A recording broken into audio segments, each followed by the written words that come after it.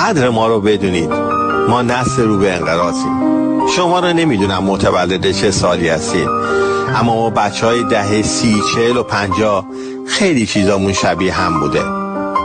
ما نسلی متفاوتیم، نسلی که دیگه تکرار نمیشه.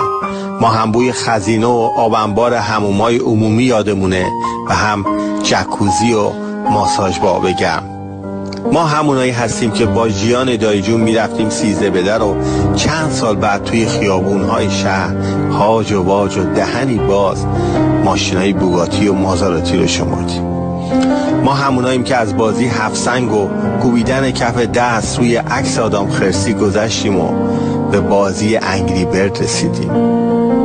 ما نسلی هستیم که از جاهلای فیلم‌های مسعود کیمیایی تا تیپ‌هایی مثل گلزار رو تو سینما دیدیم و از نعره لوتی‌های توی فیلم فارسی تا صدای اشباح